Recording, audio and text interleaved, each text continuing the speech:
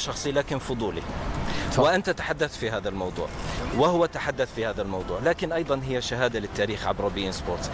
قلت وأنه تحدث بين شوطي مباراة مصر وفرنسا والبرازيل عن الناحية النفسية.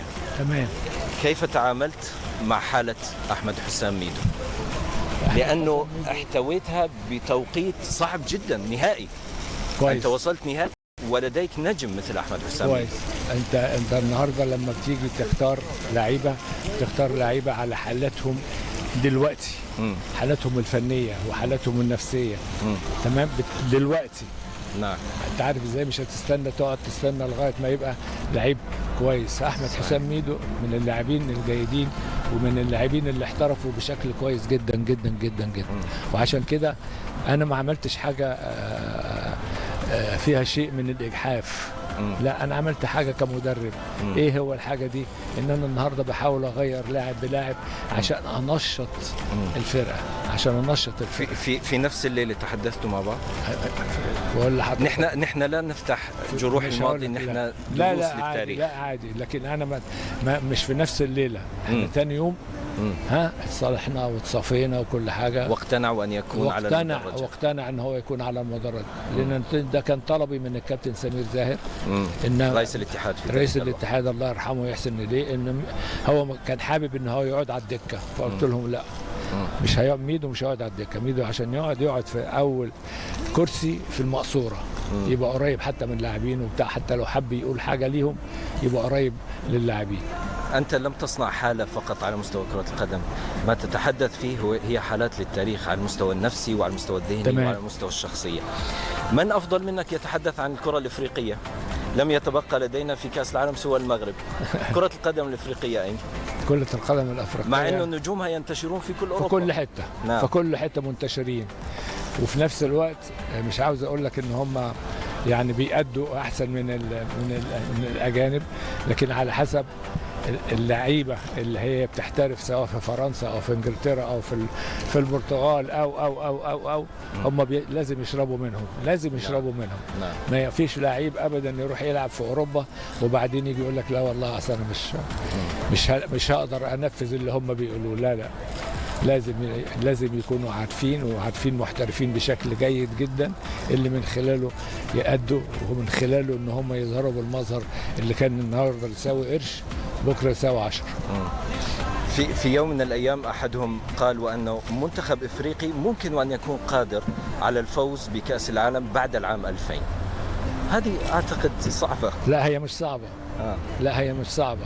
كرة القدم ما فيهاش صعوبة، كرة القدم ما فيهاش مستحيل. لو هو اللعيبة بتفكر بالشكل ده هتبقى صعبة، لكن لو بتفكر ان هم بينزلوا عشان يكسبوا وعشان يأدوا مش هتبقى صعبة. ماذا عن من ممكن أن يكون منتخب إفريقي قادر على الفوز بكأس العالم؟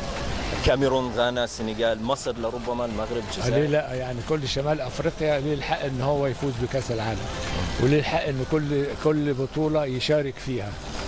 كويس. وإحنا عندنا الحمد لله يعني شمال أفريقيا بسم الله ما شاء الله، من بداية من مصر مرورا بتونس والمغرب والجزائر، يعني يقدروا يقوموا بالدور ده. واحنا شايفين ان شاء الله السنه دي اهو المغرب هيقوم بالدور ده قبل ما نفكر فيه كمان.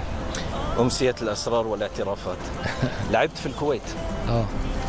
وقيل أنك كنت قاب قوسين أو أدنى من الحصول على الجنسية الكويتية. بس أنا سوري في الكلمة، أنا مش رفضت عشان أنا مش عاوز الجنسية الكويتية، لكن أنا رفضت لأن ما كنتش لسه اتعرفت في بلدي. يعني لما رحت الكويت ما كنتش لسه اتعرفت في مصر.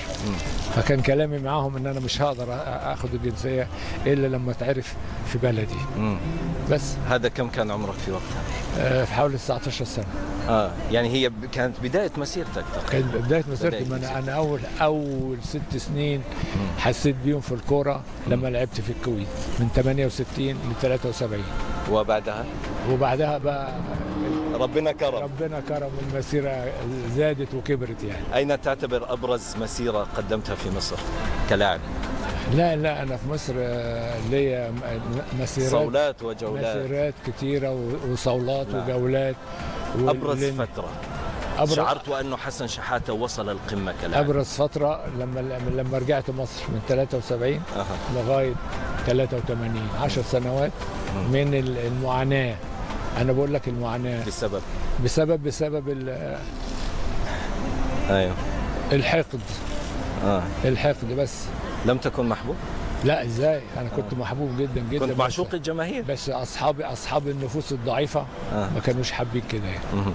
اخر سؤال ايضا نعود الى كاس العالم، منتخب لم يقنعك في ادائه؟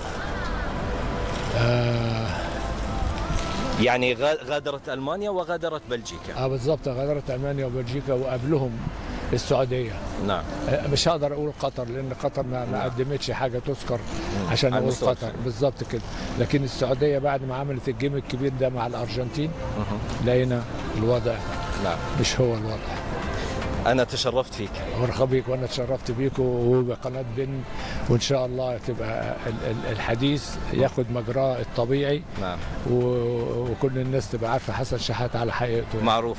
الحمد لله. معروف دون تذكير. شكرا جزيلا حسن شحاتة، واحد من اساطير كرة القدم في العالم وافريقيا والوطن العربي ومصر. شرفنا عبر بي ان سبورتس. اذا هذا كان